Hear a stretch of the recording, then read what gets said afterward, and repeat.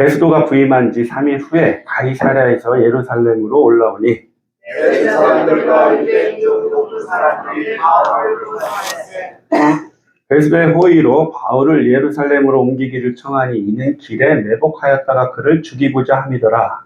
베스도가 데려가여 바울을 예루살렘에 이르는 동안 아직도 멀지 않아 떠나갈 것을 말하고 또 이르되 너희 중 유력한 자들은 나와 함께 내려가서 그 사람에게 만일 옳지 아니한 일이 있거든 고발하라 하니라. 베스도가 그들 가운데서 8일 혹은 11일 지나고 가이사랴로 내려가서 이튿날 재판자리에 앉고 바울을 데려오라 명하니 그가 나오매 예루살렘에서 내려온 유대인들이 둘러서서 여러 가지 중대한 사건으로 고발하되 능히 증거를 대지 못한지라. 바울이 변명하여 이르되 유대인의 율법이나 상전이나 가이사랴나 내가 누구든지 죄를 범하지 아니하는 거라. 베스도가 유대인의 마음을 얻고자 하여 바울더러 묻되 내가 예루살렘에 올라가서 이 사건에 대하여 내 앞에서 신문을 받으려느냐. 바울이 이르되 내가 가이사랴에 사람이라 그랬었으니 나당이 거기서 신문을 받을 것이라. 당신도 잘 아시는 바와 같이 내가 유대인들에게 불의를 행한 일이 없나이다. 만일 내가 불의를 행하여 무슨 죽을 죄를 지었으면 죽기를 사양하지 아니할 것이나 만일 이 사람들이 나를 고발하는 것이 다 사실이 아니면 아무도 나를 그들에게 내줄 수 없나이다. 내가 가이사께 상소하노라 한데 베스도가 대석자들과 상의하고 이르되 내가 가이사에게 상소하였으니 가이사에게 갈 것이라 하니라. 아멘. 앉아주시겠습니다. 저희가 지난주에는 24장을 나누었습니다. 24장에서는 4명의 나오는 자가 있었죠. 대제사장 아나니아, 그리고 더둘로, 그리고 벨릭스, 그리고 두루실라. 이 4인물을 중심으로 저희가 지난 시간에 말씀을 나눴었어요. 그래서 첫 번째 가장 좋은 은사는 주는 은사입니다 라고 말씀했습니다. 하나님께서는 우리 모두에게 은사를 주셨어요. 은사는 하나님의 선물입니다. 나는 없지가 아닙니다. 하나라도 다 주셨어요. 그런데 그 은사 중에 가장 좋은 건 주는 은사라고 했습니다. 여러분, 우리는 다 연약한 자라고 그랬어요. 우리는 다 완전하지, 온전하지 않은 자라고 그랬어요. 그래서 우리가 이 교회에 모인 거라고 그랬어요. 나도 온전치 못하고 여러분들도 온전치 못하고 부족합니다. 그 부족한 것을 하나님이 주신 그 은사를 가지고 서로 채워라. 그리고 서로 채움을 통해서 연합해서 교회를 세워나가라. 그래서 주님께서 우리에게 주신 게 은사라고 그랬습니다. 어떤 분은 섬기는 은사, 청소하는 걸로, 교제하시는 은사로, 많은 은사로 저희가 섬기고 있어요. 그런데 주는 은사가 가장 좋다고 그랬어요. 주는 것은 내가 가진 물질이 아니라고 그랬습니다. 예수 그리스도께서 주신 생명, 복음, 말씀, 그거를 주라고 그랬어요. 우리가 가진 게 뭐가 있다고 그랬어요? 없습니다. 우리는 오직 가진 건 우리 안에는 예수 그리스도밖에 없어요. 그 예수 그리스도를 주라고 그랬습니다. 서로가 주시기 바래요. 서로가 연합해서 나가시길 바랍니다.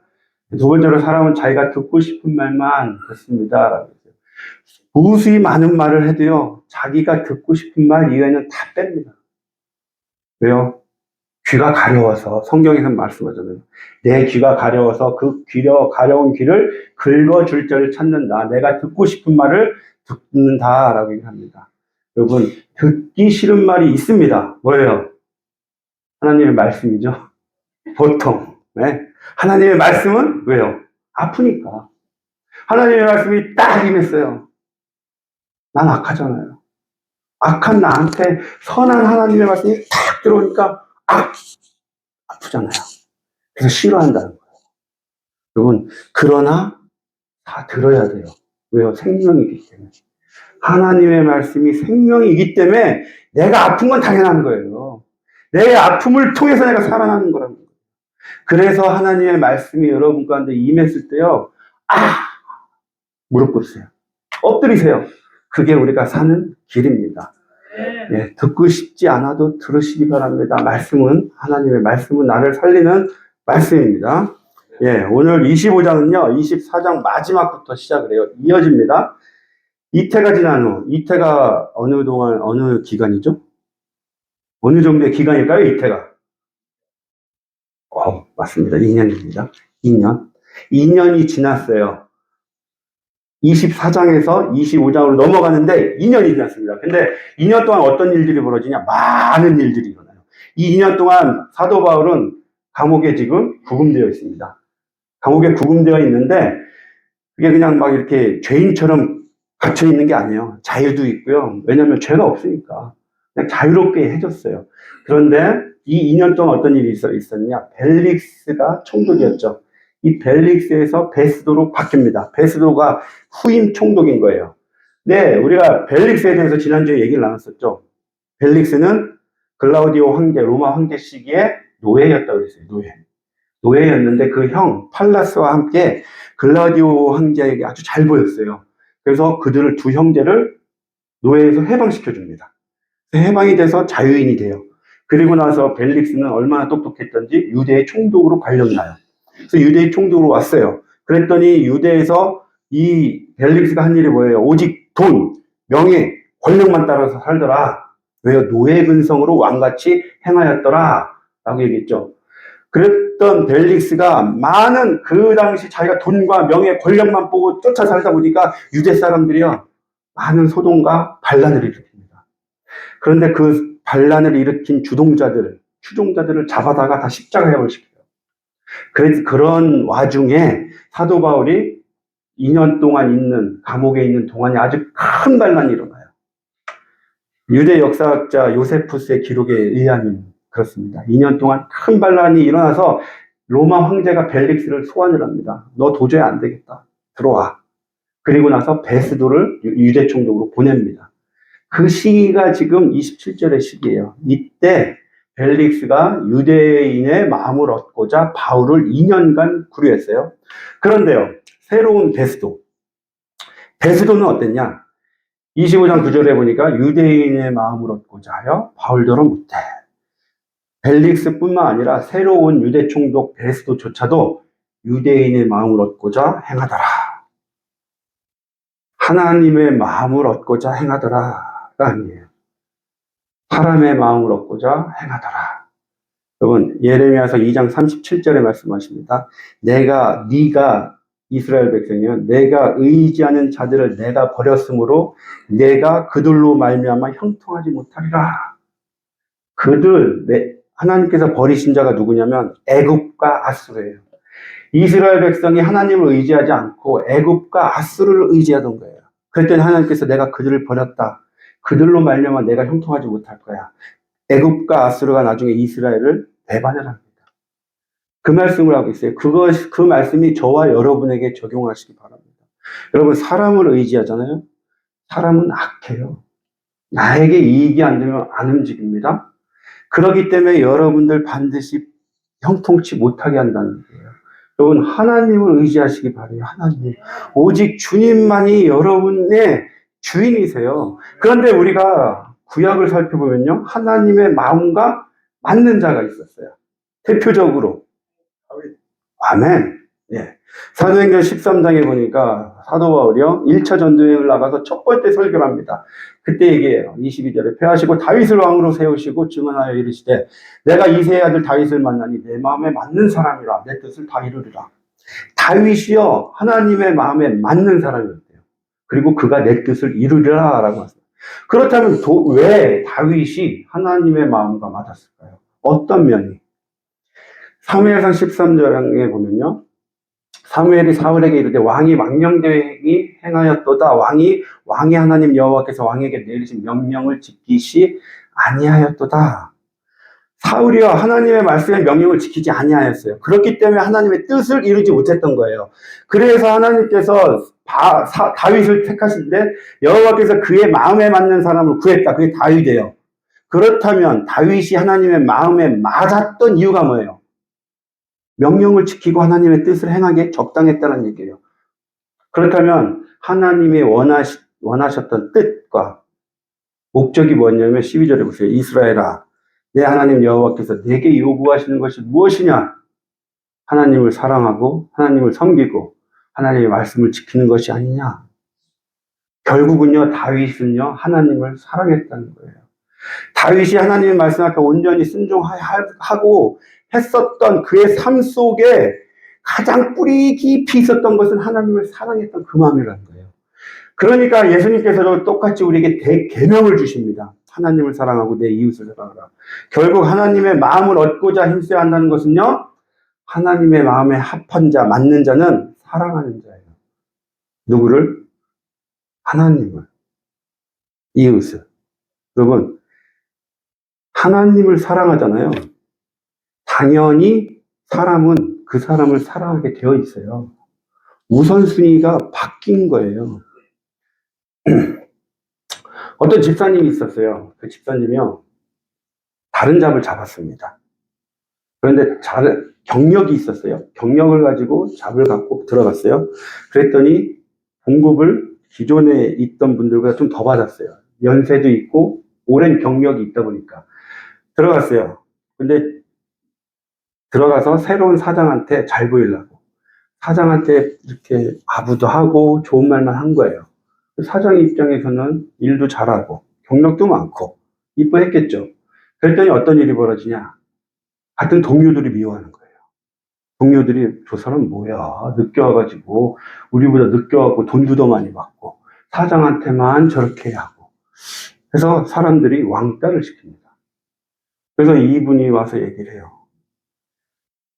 내가 지금 도저히 못 다닐 것 같다. 너무 힘들다. 사람들이 자기를 왕따를 시키는데 못 다닐 것 같다. 어떻게 하면 좋겠냐고 묻습니다. 그래서 얘기했어요. 가셔서 그 동료들 더 섬기시라고. 사랑으로 섬기시라고. 도시락도 더 싸가고 청소도 먼저 하시고 연세 생각지 마시고 그들을 사랑으로 섬기시라고. 또 그분이 가서 열심히 섬겼어요.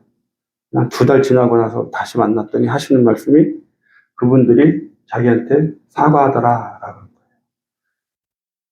사람을 보고 쫓아가면요, 사람들이 미워해요. 오히려. 여러분, 하나님의 말씀에 순종해서 가잖아요. 사람들은 그 사람을 사랑하게 되어 있습니다. 주님만 먼저 보고 가시기 바래요.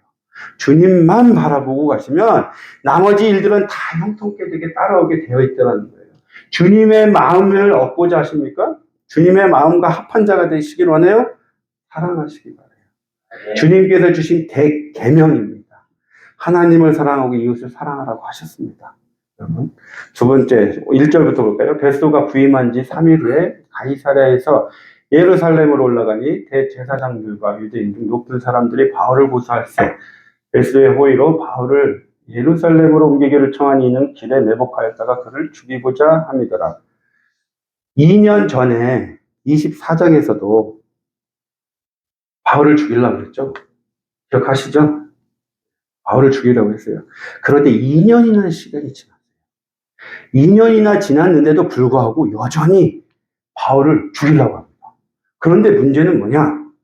이 바울을 죽이는 것이 그들에게는, 유대인들에게는, 이게 하나님을 섬기는 거구나, 내가 잘하고 있는 거구나 라고 생각을 하고 있더라는 거예요. 왜요? 하나님을 제대로 알고 있지 못하기 때문이에요.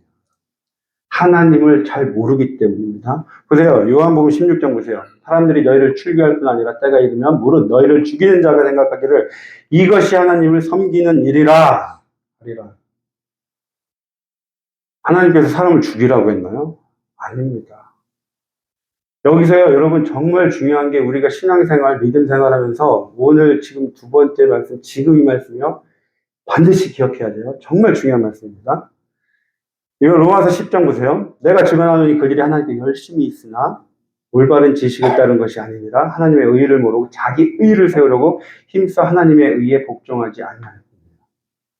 내가 하나님께 열심히 일해요. 하나님의 사역을 해서 열심을 냈다라는 거예요. 그런데 그것이 보니까 내 의인지 하나님의 의인지 분간이 안 가는 거예요. 지금 유대인들이 열심히 하나님의 일을 한다고 바울을 죽이러 쫓아다녀요. 이것이 하나님의 일이래요, 지금. 그런데 보니까 자기 의더라. 여러분, 어떤 집사님 부부가 있어요. 제가 북한 선교 왔다 갔다 할 때 나와서 만났어요. 만났더니 그분들이 하는 말이 자기가 후원하는 중국 선교사가 있대요. 한 달에 50불인지 100불인지 매달 한대요. 정기적으로 후원을 하고 있는데 그분이 아틀란타를 방문을 하셨답니다. 그런데 자기들한테 연락을 안 했대요. 그러면서 저한테 그러시는 거예요. 아니, 내가 그래도 후원자인데 나한테 연락도 안 하고 그냥 갔다고. 서운한 건 알겠지만 저는 그걸 듣기로 어떻게 들었냐면 내가 후원자인데 라는 말에 후원을 이 사람으로 했구나. 이 선교사를 한 거구나. 라는 생각이 듭니다. 여러분, 누구를 후원한 거예요? 하나님의 일을 위해서 하나님께 드린 헌금이에요. 그런데 내가 드린 헌금이 이 사람한테 한 거예요. 자기가 드러나길 원하는 거예요. 그 사람에게 선교사님한테 어떤 감사합니다 라는 말씀을 듣기로 했던 거예요. 이게 정말 하나님의 의인가요? 내 의인가요? 내 의예요. 자기 의를 위한 거예요. 어떤 안수 집사님이 계셨어요. 열심히 11조하고 열심히 청소하고 열심히 섬겼어요, 교회를. 그래서 어느 날 교회에서 장로 안수를 준답니다. 본인이 안 뽑혔어요. 그랬더니 행 하고 나가요. 이게 자기의예요, 하나님의 의예요? 우리는 하나님의 일을 한다고 열심히 섬긴다고 섬겨요. 그런데 이것이 내 의인지 하나님의 의인지를 헷갈릴 때가 있다는 거예요. 열심히 했는데 보니까 나 안 알아줘, 아무도. 나 안 해. 내 의로 합니다. 제가 신학교 다닐 때 매주 월요일 날 도넛을요 2박스를 사갔어요. 12개짜리 2박스를 4년 동안 매주 월요일마다 2박스랑 사서 아침에 놓고 신학생들 같이 먹으라고. 식사 못하니까 4년 동안 했어요. 그런데 저희 사모가 가끔 그래요. 여러분, 그 굉장히 중요합니다. 옆에 믿음의 동역자가 있는 게 굉장히 중요해요. 자기 의인지 하나님의 의인지 잘 분간하는 거. 지금 섬기는 것이 정말 내가 자기가 드러나기 위해서 섬기는 건지 정말 하나님께 드리는 건지 잘 분간하라고. 그래서 가끔 계속 기도하면서 했어요. 기도하면서 내 의가 내가 드러나지 않게 조심조심하면서 4년간 했어요. 그런데 하고 나서 이제 졸업했잖아요. 이제 나중에 지금도 저는 기억 못해도 같이 공부했던 분들이 기억을 해주세요. 꾸준했다. 저분은 성실하다라고 얘기를 해주세요. 제 자랑하는 게 아니라요. 여러분, 중요한 건 그거예요. 내가 하나님의 의로 하느냐, 내 의로 하느냐의 중요한 거는 기쁨이 있느냐, 없느냐예요. 내 기쁨이 솟아나지 않잖아요. 내 의입니다. 누가 날 알아주지 않나? 조금이라도 그런 생각이 있잖아요. 내가 드러나지 않고 조금이라도 내가 칭찬을 받아야 되는데 이 마음이 조금이라도 있잖아요. 하지 마세요. 자기 의예요. 그 자기 의로 말미암아 분란이 일어나는 거예요. 모든 교회나 모든 공동체가 내가 열심히 섬기고 내가 열심히 했는데 안 알아주네. 그때부터 불만이 일어나서요. 교회를 흔들기 시작하고 공동체를 흔들기 시작하더라는 거예요. 그러한 마음이 있으면 하지 마세요. 그리고 중요한 것은 기도로 나아가야 돼요. 수시로 섬길 때마다 기도하세요. 기도하시면서 주님, 제가 오늘 섬깁니다. 이게 정말 주님을 위한 것입니다. 주님께 드리는 섬김입니다. 이 섬김을 가지고 하시기 바랍니다. 이거 없이 하잖아요. 지금 이 이스라엘 유대인들이 하는 거 보세요. 대제사장들과 장로들에게 가서 얘기해요. 그들에게 얘기합니다. 하나님께 묻지 않는 거예요. 하나님께 묻고 바울을 죽이는 게 아니라 대제사장과 장로들에게 가서 얘기하고 바울을 죽이려고 한다는 거예요. 차이입니다. 하나님께 물으세요. 하나님께 여쭤보시고 그 기쁨으로 섬기시기 바랍니다. 그 기쁨이 없고 내가 누군가가 알아주지 않으면 안 해. 그런 마음이 있다면 절대 하지 마세요. 그러한 섬김은 안 하는 게 좋아요. 아멘? 네.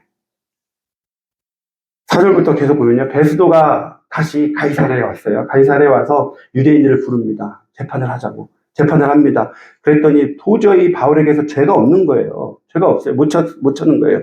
그랬더니 그러면은 죄가 없으니까 너 나랑 같이 예루살렘으로 가자. 바울한테 권해요. 그랬더니 바울이 안 갑니다. 나는 로마로 가겠습니다. 그리고 나서 그 며칠 후에 13절에 보면 수일 후에 아그리빠 왕이 옵니다. 아그리빠 2세 왕이 와요. 그때 베니게가 얘기를 합니다. 그때 뭐라고 얘기하냐면 25장 19절에 보세요. 오직 자기들의 종교와 또는 예수라 하는 이가 죽은 것을 살아있다고 바울이 주장하는 그 일에 관한 문제로 고발하는 것뿐이라. 아그리빠 왕이 왔는데요. 베스도가 얘기하는 거예요. 내가 이 재판을 이렇게 봤더니 지금 바울이 예수라고 하는 자가 죽었는데 살았다고 얘기하는 거, 그 주장하는 거, 그 문제뿐이야. 세상 사람들은요, 예수님이 역사적으로 2000년 전에 오셔서 살다가 십자가에 달려 죽은 분, 현인 중에 한 분, 그냥 역사적인 사실에 기록되어 있으니까 그냥 인간 중에 똑똑한 현인 중에 한 명으로 치부합니다. 그러나 우리에겐 그게 아니에요. 예수님은요, 십자가에서 달려 죽으셨을 뿐만 아니라 부활하셨어요. 예수님의 신성이 중요한 거예요.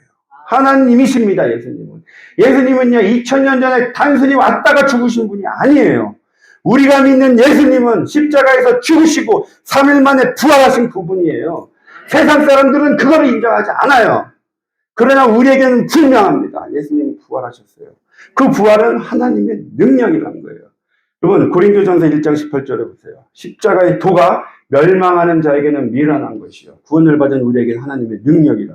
예수님께서 십자가에 달려 돌아가시고 3일 만에 부활하신 것은 하나님의 능력이에요. 왜 십자가에서 돌아가셨어요? 그 이유가 뭐냐면요, 고린도전서 10장 4절 보세요. 어떠한 견고한 진도 무너뜨리는 하나님의 능력이라. 하나님의 능력의 말씀은요, 우리 안에 있는 견고한 진은 무너뜨린대요. 여러분 안에는 예수님을 거부하는 자아가 있어요. 악한 게 있어요. 저도 악한 덩어리예요. 그냥 그릇이에요. 이 견고한 진이 가득했던 거예요. 그런데 능력이 하나님의 말씀이 임해서 저를 깬 거예요. 여러분들도 하나님의 말씀이 임했을 때 그 말씀이 아파서 깨진 거예요. 그게 하나님의 능력이었던 거예요. 그 하나님의 능력이 왜 우리를 깼어요? 구원을 주시기 위해서. 구원을 주시는 하나님의 능력이라. 하나님의 말씀이 내 안에 있는 견고한 진을 깬 이유가 뭐냐? 구원을 주시기 위해서 그랬대요. 왜 구원을 주셨어요? 그 다음에 하나님의 능력으로 그와 함께 살리라. 여러분, 십자가에서 예수 그리스도께서 달려 돌아가신 이유가 뭐냐면요, 하나님의 능력의 말씀으로 내 안에 있는 악한 것, 하나님의 말씀을 거부했던 것을 깼어요. 견고한 진을 깨뜨렸어요. 왜요? 구원을 주시기 위해서. 나에게 생명을 주시기 위해서. 그리고 나와 함께 영원히 함께 계시겠다는 거예요. 여러분들과 영원히 함께 계시겠다고요. 그게 십자가의 도예요. 그 십자가의 도를 우리가 이해하지 못하고 내가 거부하면은 세상 사람들이 똑같은 거예요. 내가 십자가의 도가 내 안에 들어왔어요. 예수 그리스도의 십자가의 복음이 들어왔어요. 그러면 저와 여러분도 예수님과 함께 다시 살아난 자들이에요. 그러면 내가 살면 안 되는 거예요. 내 육신으로 살아가면 안 되는 거예요. 왜요? 예수 그리스도로 말미암아 내가 다시 살아났으니까. 내가 다시 살아난 그러니까 다시 산 이후의 삶은 내 삶이 아니라는 거예요. 내 안에 계신 예수님이 살아가는 삶이라는 거예요. 그렇기 때문에 여러분 살아가는 동안에 절대 내 육신의 생각 가지고 사지 마시기 바랍니다. 섬기실 때도 아까 얘기했잖아요. 기도하세요. 내 안에 계신 예수님이 섬기시는 거예요. 왜요? 예수님이 저와 여러분을 먼저 섬기셨어요. 십자가에서. 그 섬기심을 위해서 우리도 내 안에 섬기신 그 예수님이 계시기 때문에 섬길 수 있는 능력이 있는 거예요. 저희가 악한데 나밖에 모르는 존재들이란 거예요, 우리는. 그런데 내가 어떻게 남을 섬겨요? 나밖에 모르는 존재가 어떻게 다른 사람을 섬길 수가 있어요? 내가 섬기는 마음이 있다는 것은 내 안에 계신 나를 섬겨주신 예수님이 여러분 안에 있기 때문이에요. 여러분 안에 예수님이 계시니까 그 예수님의 영으로 말미암아 섬길 수 있다는 거예요. 그래서 섬기는 게 얼마나 큰 축복입니까? 여러분 안에 예수님이 나오는 거예요. 그게 얼마나 큰 축복이에요, 여러분. 섬기시기 바래요. 이 섬김으로 말미암아 여러분에게 그 축복이 임하는 거예요. 내가 섬기는 거 싫어. 축복 못 받습니다. 정말이에요. 내가 먼저 섬길 때 주님께서 섬겨주세요. 마지막입니다. 결론입니다. 11절에 사도 바울이 얘기합니다. 내가 가이사에게 상소하겠다. 여기서요, 이 상소하겠다는 단어가 무슨냐면 에피칼레오마이라는 단어가 있어요. 좀 길죠. 에피칼레오마이가 뭐냐면 이름을 정해주다예요. 이름을 정해주다. 이 단어의 어원이 어디냐면 로마 군대가 전쟁을 하기 전에 출정식을 하죠. 내가 오늘은 저 아가야 지방을 가서 점령하겠어. 딱 정합니다. 아가야 지방을 점령하겠어 하고 그 지방의 이름을 미리 정해야 잡니다. 로마 군대가. 저 지방은 이거야. 그 뜻은 뭐예요? 이미 정복했다는 거예요. 저 땅은 내가 정복했어. 그 의미예요. 근데 사도 바울이 지금 얘기합니다. 상소했다. 가이사에게 상소했다. 로마 내 거야. 내가 지금 복음 들고 갈 거야. 저 로마 땅을 내가 점령할 거야. 내가 복음 들고 가가지고 저 땅을 예수 그리스도의 십자가의 복음으로 점령하고 갈 거야. 하나님 나에게 주셨어. 그 말씀하고 있는 거예요. 여러분, 세상 가운데 나가실 때요, 당당하게 나가세요. 주님께서 이미 주셨습니다. 여러분은 선포하고 나가세요. 그 로마 가운데 나갑니다. 사도 바울이 뭐가 있어요? 몸도 병약해서 아픕니다. 그런데 내가 얘기합니다. 사도 바울이 얘기해요. 저 로마는 내가 점령했어. 내가 가질 거야. 예수 그리스도의 십자가의 복음으로 저 땅을 정복할 거야. 여러분 무서워하지 마세요. 지난주에도 우리가 나눴죠. 세상은 여러분들을 두려워합니다. 대적 마귀는 여러분들을 두려워해요. 여러분 안에 계신 예수 그리스도로 말미암아 세상 가운데 나가실 때요. 복음 들고 당당하게 나가셔서 선포하시기 바랍니다. 이 땅은 예수 그리스도의 십자가의 보혈로 이미 정복된 땅이다. 선포하시기 바랍니다. 기도드리시겠습니다. 하나님 아버지 감사합니다. 저희들 아무것도 아닌 연약한 존재들입니다. 그러나 주님께서 저희 가운데 임하셨습니다.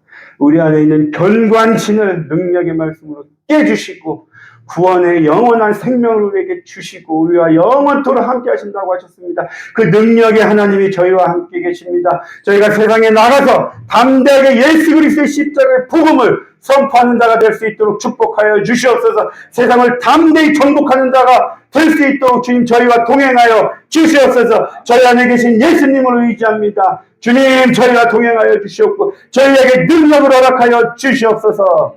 감사드리며 예수님의 이름으로 기도드렸습니다. 네.